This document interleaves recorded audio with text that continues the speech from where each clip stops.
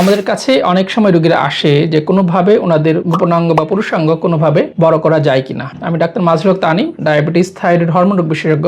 আজকে আমি কথা বলবো পেনিস এনলার্জমেন্ট নিয়ে। প্রথমেই আসি ছেলেদের পেনিসের স্ট্রাকচারটা কেমন। ছেলেদের পেনিসটা গঠিত কর্পোরা ক্যাভার্নোসাম এবং কর্পোরা স্পাইনোসাম নামে কিছু ইরেকটাইল টিস্যু নিয়ে, এবং এর উপরে থাকে স্কিন ও ফাসা। যে কর্পোরা ক্যাভার্নোসাম এবং কর্পোরা স্পাইনোসাম সেগুলোকে বলে ইরেকটাইল টিস্যু, এবং সেগুলো উত্তেজিত হলে আপনার দৈর্ঘ্যে এবং প্রস্থে প্রসারিত হয় এবং লম্বা বা মোটা হয়। এখন আমাদের কাছে অনেক সময় রোগীরা আসে যে কোনোভাবে সেটি আপনার পেনিসটিকে বড় করা যায় কিনা আর এনলার্জ করা যায় কিনা। প্রথমেই বলি, পেনিস বড় বা ছোট সেটি কিন্তু আপনার সেক্সুয়াল অ্যাক্টে বা যৌন কাজে কোনো সমস্যা করে না। পেনিসের সাইজ আপনার সেক্সুয়াল অ্যাক্টে কোনো ম্যাটার না, বা সেটি কোনো আপনার সেক্সুয়াল পারফরমেন্সে প্রভাব ফেলে না। কিন্তু অনেকের আপনার কিছু মিসকনসেপশন থাকে বা কিছু বডি ইমেজ রিলেটেড সমস্যা থাকে, যে এটির কারণে ওনারা সেটিকে বড় করতে চায়। এখন আসি, কারো যদি ওজন বেশি থাকে তাহলে সেই ওজন বেশি থাকার কারণে কিন্তু পেনিসটা একটু ভিতরের দিকে ঢুকে থাকে, এটাকে বলে বারিড পেনিস। কেউ যদি আপনার ওজন কমাতে পারেন এবং ওজন কমান, তাহলে পেনিসটি অ্যাপারেন্টলি একটু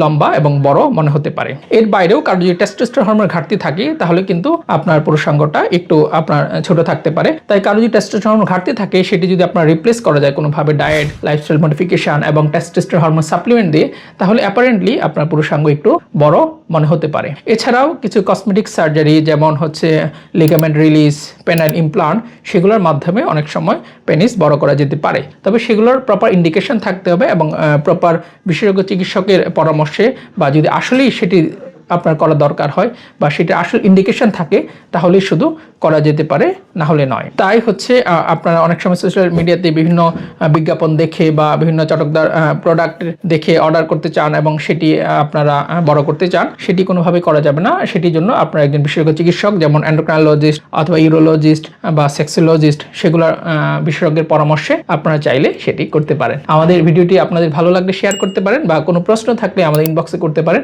আমরা উত্তর দেওয়ার চেষ্টা করব।